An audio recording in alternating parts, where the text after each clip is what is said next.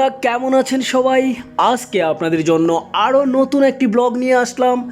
আজকে আপনাদেরকে দেখাবো চট্টগ্রাম নাসিরাবাদ পাহাড়ের উপরে অবস্থিত ইরানের সুফি সাধক হযরত বায়েজিদ বোস্তামির মাজার। ভিডিওটি শুরু করার আগে আমার চ্যানেলটিকে সাবস্ক্রাইব করে আমার পাশে থাকবেন। আপনি চট্টগ্রাম শহরের যে কোনো জায়গা থেকে সিএনজি যোগে চলে আসতে পারবেন বায়েজিদ বোস্তামির মাজার, অথবা লোকালে আসতে গেলে শহরের যে কোনো জায়গা থেকে জিএসির মোড় হয়ে 2 নম্বর গেট হয়ে অক্সিজেনের গাড়িতে করে চলে আসতে পারবেন এই বায়েজিদ বোস্তামির মাজারে। আপনি ঢাকা গাবতলী, সায়দাবাদ, মহাখালী, মালিবাগ থেকে হানিফ, শ্যামলী, সৌদিয়া, অ্যাসালম, গ্রিন লাইন সহ বিভিন্ন পরিবহনে চলে আসতে পারবেন চট্টগ্রামে।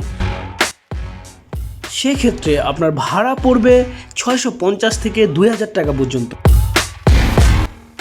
অক্সিজেন রোডে শুরুতেই এই গেটটি আপনার চোখে পড়বে, আর গেটের ভিতরে প্রবেশ করলে আপনি বিভিন্ন ধরনের দোকান দেখতে পাবেন, যে এই দোকানগুলোতে কচ্ছপদের জন্য এই খাবার বিক্রি করা হচ্ছে।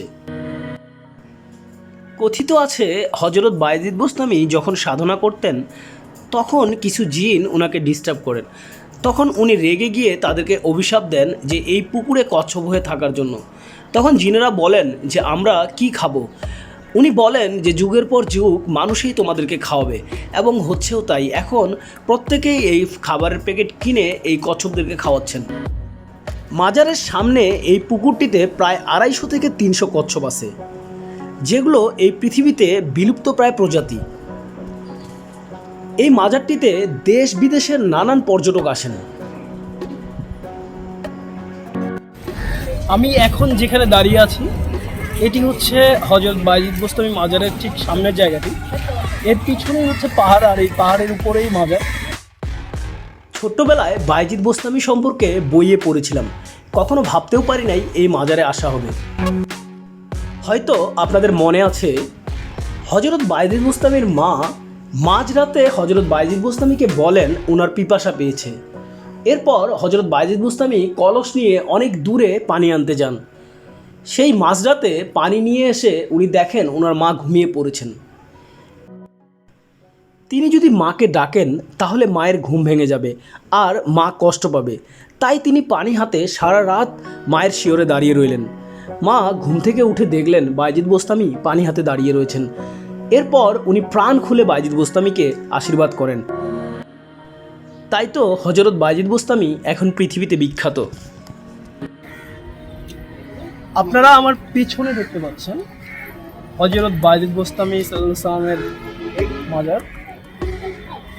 সুদূর ইরান থেকে যিনি বাংলাদেশে এসেছিলেন, ওনার ভক্তদের অনুরোধে যাওয়ার সময় উনি ওনার আঙ্গুলের একটা অংশ এখানে কেটে দেন, এবং তারপর এখানেই একটা মাজার তৈরি হয়।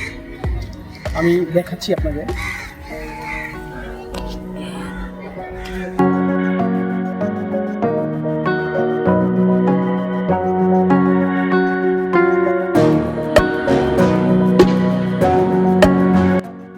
মাজারটিতে একটি গাছ রয়েছে যেখানে মানুষ মনস্কামনা পূরণের জন্য সুতা বাঁধেন।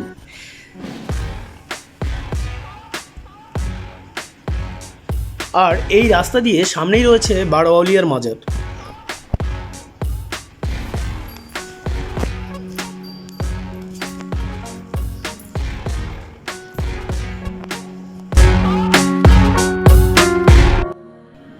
ভিডিওটি ভালো লাগলে আমার চ্যানেলটি সাবস্ক্রাইব করে আমার পাশে থাকবেন।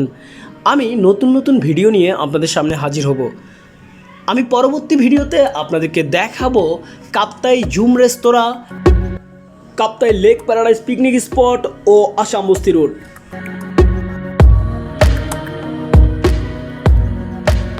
আমরা এই জুম রেস্তোরাঁয় কায়াকিং করতেছি। আপনি চাইলে জুম রেস্তোরাঁ অথবা সামনে কায়াক ক্লাব, আমার পিছনে দেখা যাচ্ছে কায়াক ক্লাব অথবা জুম রেস্তোরাঁ, যে